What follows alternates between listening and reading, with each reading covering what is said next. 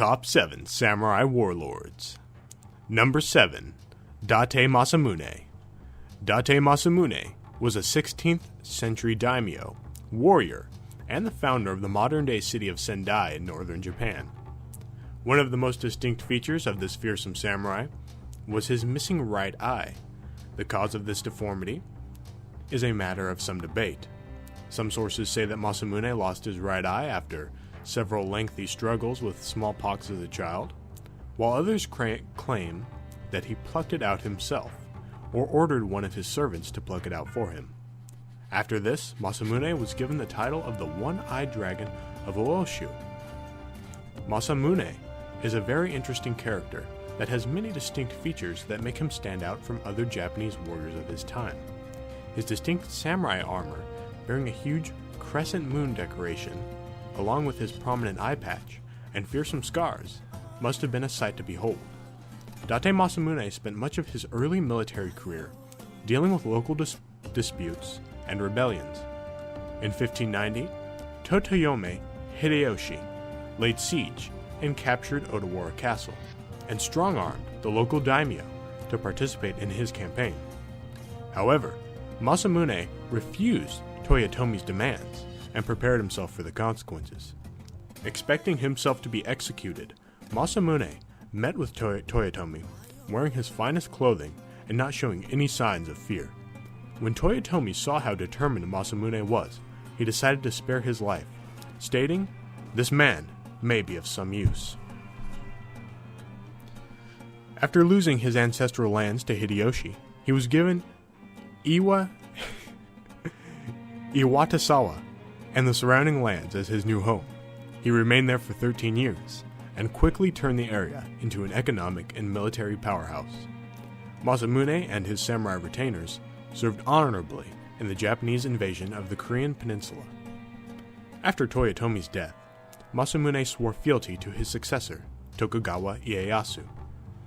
Tokugawa awarded Masamune the large fiefdom of the Sendai domain. In 1604, Masamune and 52,000 of his retainers traveled to what was at the time the small fishing village of Sendai. As we can see today, Masamune managed to turn a backwater fishing village into a large and prosperous city. Although Tokugawa and Toyotomi were always wary of Masamune, Masamune proved to be a trustworthy and reliable vassal. Masamune is also renowned for organizing one of the largest Japanese expeditions to Western Europe. He ordered the building of the exploration ship the Datemaru, and based its design on the features of European trade ships. The ship traveled to Mexico, then called New Spain, the Philippines, Spain, and Rome. In 1633, Date Masamune unfortunately passed away of what we now suspect to be throat cancer. However, this legendary samurai warlord will always live on in the annals of history. Number 6. Uesugi Kenshin. Uesugi was born in 1530 as Naogo Kategora, Kagetora. During his adolescence, he was adopted into the Uesugi family and eventually took control of the Echigo province at the height of the Sengoku period of Japan. Kenshin was one of the most powerful samurai warlords of the Sengoku era. He was renowned not only for his strength on the battlefield, but also for his wisdom and ability to shrewdly lead his people through a mastery of administration. Kenshin was famous for his sense of honor and duty. He was a devout follower of the Buddhist god of war, Bishamonten, and he was so fearsome on the battlefield that many of his followers believed that he was the physical manifestation of Bishamonten. At the age of 15, Kenshin was forced to take up arms against his older brother for the good of Echigo province. While Kenshin was reluctant at first to face his brother on the battlefield, he was eventually convinced that it was necessary to keep the realm together. At the age of 19, Kenshin became the head of his family and entered Kasugiyama Castle. However, he was still serving as a vassal of the Uesugi clan at this time. During the year of 1552, the Uesugi went into open war with the Hojo clan. Kenshin used this time to expand and cement his power. Kenshin was successful in his goals. He fostered alliances with other daimyo, and managed to hold his ground against both the Hojo and the armors of the powerful Takeda Shingen. Kenshin's military success was closely related to his abilities as a shrewd administrator. Kenshin made many sweeping changes to his territory's policies on trade, transport, and market networks. Kenshin managed to gain control over his subjects' commerce that previous governments could not accomplish. Now, I would like to divert for one moment to speak about what may be one of the most legendary rivalries in Japanese history. Takeda Shingen and Uesugi Kenshin were locked in a struggle for dominance for several years, and they would come head-to-head in 1561. In 1561, Kenshin and Shingen met for the fourth time on the battlefield of Kawana Kajima. During this battle, Kenshin managed to ride within attacking distance of Shingen, and actually slashed at Shingen with his katana, but Shingen managed to defend himself from Kenshin's attacks with an iron war fan. Shingen ordered a counterattack, and the Uesugi were forced to retreat. However, despite their rivalry, it was clear that Kenshin had a deep respect for Takeda Shingen. When Shingen died, Kenshin privately wept and stated, "I have lost my greatest rival. We will never see a hero of such strength again." In October 1578, Kenshin's health began to deteriorate. Kenshin complained of chest pains and severe stomach aches. As Kenshin felt his life slipping away, he sat down and began writing his final poem. Even a lifelong prosperity is but one cup of sake. A life of 49 years is passed in a dream. I know not what life is, nor death. Year in, year out, all but a dream. Both heaven and hell are left behind. I stand in the moonlit dawn, free from clouds of attachment. What an amazing and beautiful poem for a heroic warrior and a legendary leader of men. Hattori Hanzo is one of my favorite historical Japanese warriors for a very simple reason. Hanzo is an extremely interesting example of a man who served as both a ninja and a samurai simultaneously. Hanzo is often credited with saving the life of Tokugawa Ieyasu on multiple occasions, and assisting him in the conquest of feudal Japan. Hanzo was born in 1542 as the son to a minor samurai in service to the Matsudaira clan. Hanzo fought his first battle at the age of 16. This battle was, rather fittingly, a night raid. During this raid, he successfully managed to rescue Tokugawa's 2 daughters from enemy captivity. Hanzo was known as an expert tactician and a master in the use of the Japanese war spear named the Yari. Hanzo was so proficient in battle that he was given the nickname One no Hanzo, or Hanzo the Demon.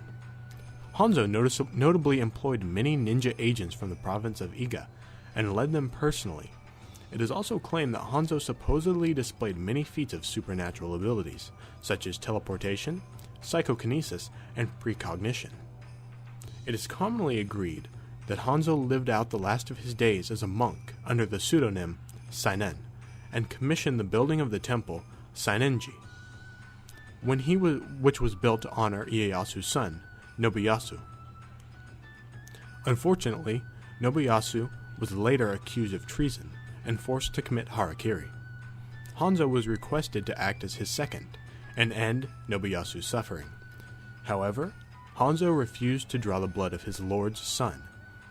Ieyasu valued this show of loyalty and stated, "Even a demon can shed tears."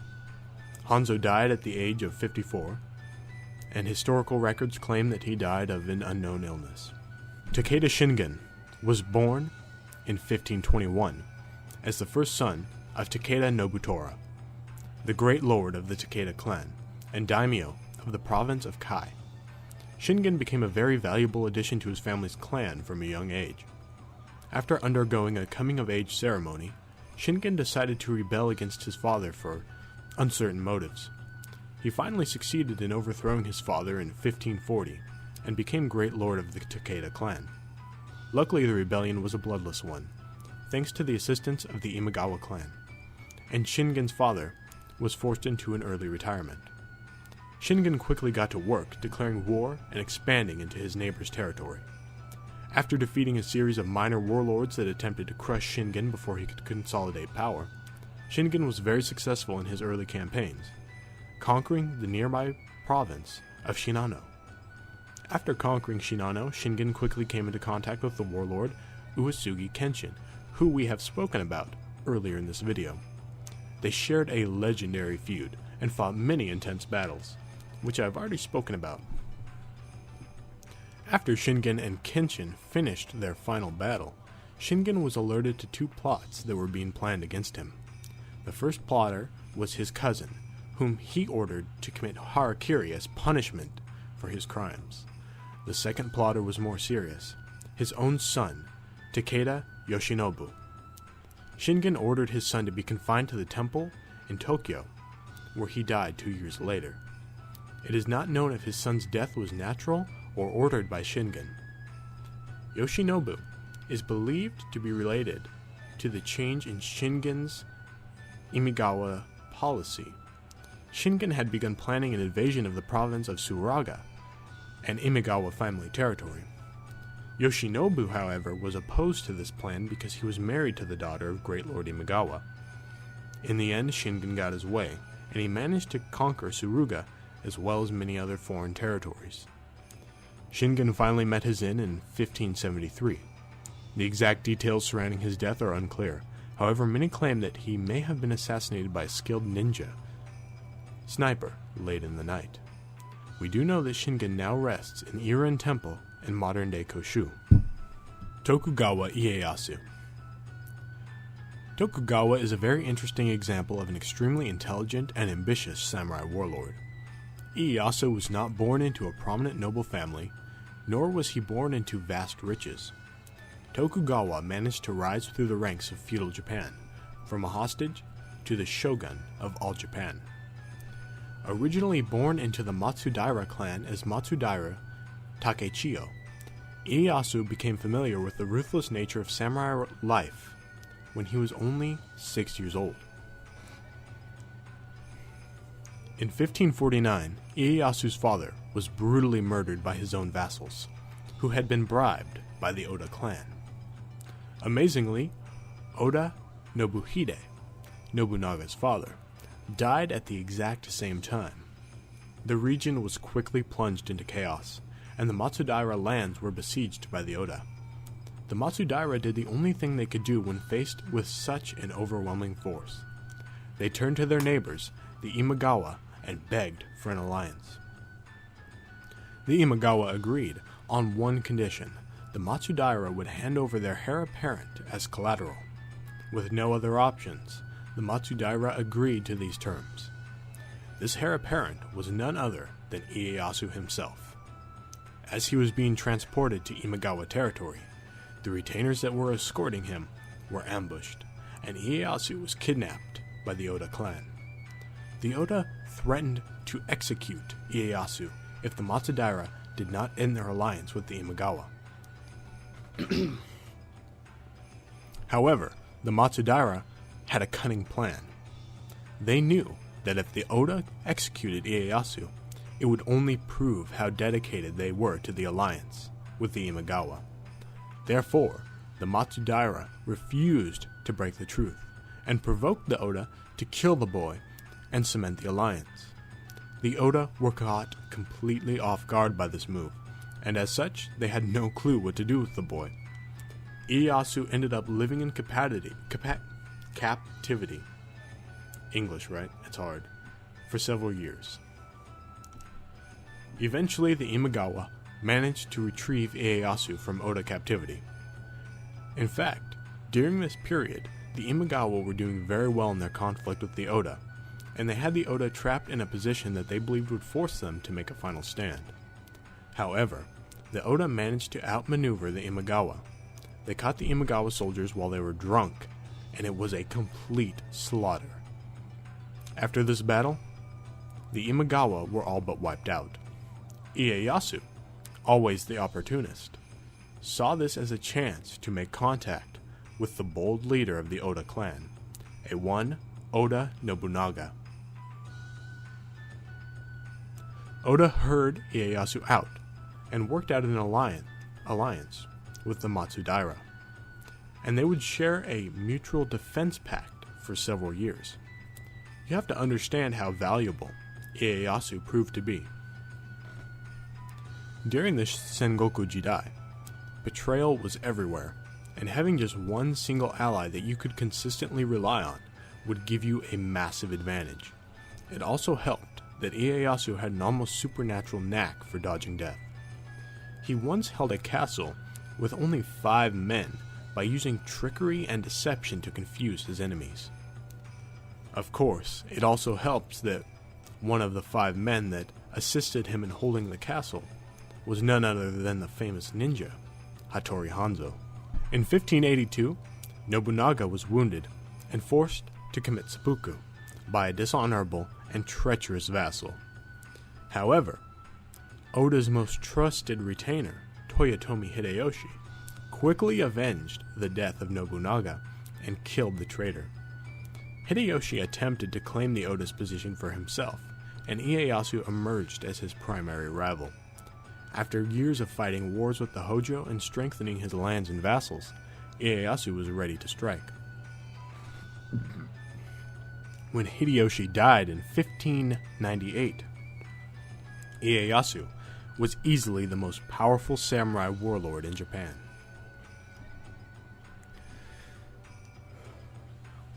Everything culminated in the Battle of Sekigahara. The year was 1600, and Ieyasu indisputably crushed any opposition to his rule as shogun. Ieyasu retired in 1605 and passed the title of shogun to his son, assuring that the title of shogun would become a Tokugawa hereditary right. Ieyasu died in 1616. His cause of death is believed to be syphilis. Oda Nobunaga. Oda Nobunaga was an extremely powerful and ruthless samurai warlord. He was intelligent, he was strong, and he was utterly merciless to any who opposed him. Nobunaga was born in 1534 in the Oda homeland of Owari. He was born as the second son of Oda Nobuhide. Nobunaga was renowned in his early life for his erratic and eccentric behavior. He was known to run around with other youths in Owari without any regard to his rank in society. As a result, he was given the nickname the Great Fool of Owari. After Nobunaga's father died, Nobunaga realized that he had to consolidate power immediately. As such, he married off his sister to the daimyo of the neighboring Azai clan. At the same time, he began making inroads with his father-in-law, the daimyo of the Saito clan. In 1568, Ashikaga Yoshiaki petitioned Nobunaga for assistance in reclaiming his position as rightful shogun of Japan. Nobunaga initially feigned humility, agreeing to help Yoshiaki with all the respect and reverence that a man of his position deserved. But make no mistake, Nobunaga's intentions were less than honorable. From this point, Nobunaga made no attempts to hide his intent of capturing Kyoto. He sent messengers far and wide, proclaiming that he was going to march on Kyoto to restore the shogunate, and any who stood in his way were traitors that would be executed. Nobunaga succeeded in capturing Kyoto, and at first everything was going according to plan. However, eventually other warlords began to catch on to what Oda was doing, namely the leader of the Asakura clan. Tensions mounted until the Asakura, exasperated with the state of events, provoked Nobunaga into declaring war. However, as the Oda invaded Asakura lands, the Azai clan, who Oda married his sister off earlier, betrayed the Oda and attacked their forces from behind. Oda was forced to retreat, but he was furious, and he would swear vengeance on his brother-in-law, the lord of the Azai clan. Oda linked up with his longtime ally Tokugawa Ieyasu, and with their combined forces, they defeated the Azai Asakura alliance. The next issue that Nobunaga had to face was an issue of anti-samurai warrior monks that lived in a temple near Kyoto. Nobunaga decided that these monks had to be defeated, but try as he might, Nobunaga could not penetrate the monks' fortress. Eventually, Nobunaga grew impatient and ordered his soldiers to set fire to the forest surrounding the temple. It was an absolute slaughter. Men, women, and children burned alive in a fire so unholy that their screams could be heard by everyone nearby. Everybody in Japan learned just what type of man Nobunaga was on that day. Nobunaga continued to inflict serious losses on the Iko-Iki and other opposing warrior monks, eventually defeating them after taking their main stronghold during an 11-year siege. In 1582, Nobunaga was resting in a Buddhist temple and enjoying a tea ceremony with 30 of his pages. Akechi Mitsuhide, one of Oda's vassals, surrounded the temple with his personal army and sent the soldiers to attack Nobunaga, initiating a full military coup. As Akechi's troops closed in on Nobunaga's position, and he chose to commit harakiri rather than be killed by the traitorous Akechi. Hattori Hanzo may have been the man on this list that possessed the nickname of the demon, but I think that the true demon of the Sengoku era was Oda Nobunaga, a ruthless but undoubtedly extremely effective samurai warlord. Number 1. Miyamoto Musashi. Miyamoto Musashi was an extremely skilled swordsman, philosopher, strategist, writer, and mercenary. Musashi was renowned for his unique style of dual sword kenjutsu and an undefeated combat record of 61-0. Musashi began his career of swordsmanship from the age of 13, when he fought his first duel. During this duel, he challenged a samurai named Arima Kihei. Musashi's uncle begged to call the duel off, but Musashi refused. During the duel, Musashi's uncle apologized for his nephew's behavior and begged Arima to let Musashi go. However, Musashi simply charged at Arima with a quarterstaff, knocked him to the ground, and clubbed Arima's head until his face was unrecognizable. Musashi's uncle did not try to get in the way of his nephew's duels ever again. Musashi continued to fight several duels throughout his adolescence with various different sword adepts, never losing a single one. In 1600, when war broke out between Toyotomi and Tokugawa, Musashi fought on Toyotomi's Army of the West, following the Shinmen clan to which his family owed allegiance. Musashi participated in the penultimate battle of the Sengoku era, the Battle of Sekigahara. After Toyotomi's forces were defeated, Musashi ran from the battlefield, evading enemy forces and battlefield looters. He eventually made his way to Mount Hiko, where he spent some time recovering and pursuing further training. Next, Musashi went to Kyoto to challenge the students of the Yoshioka Kenjutsu School. He engaged several of them in a series of duels. Eventually, Musashi challenged the head of the Yoshioka school to a duel, Seijiro. The head of the school accepted.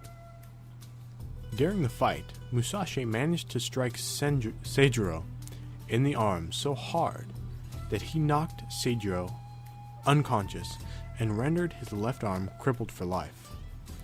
Seijiro's brother, Denshichiro, demanded a chance for revenge and an honorable duel with Musashi.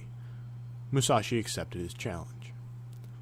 Denshichiro attacked Musashi with a long wooden club, reinforced with steel rings. However, Musashi easily disarmed him and removed Denshiro's head from his shoulders.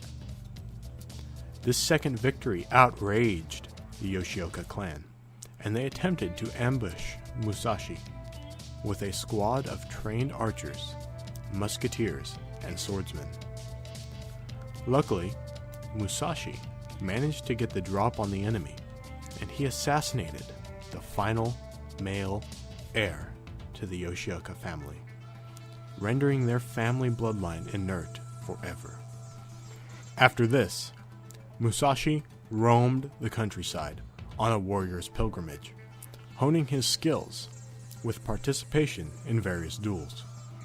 As we stated earlier, Musashi engaged in over 60 duels and was never defeated.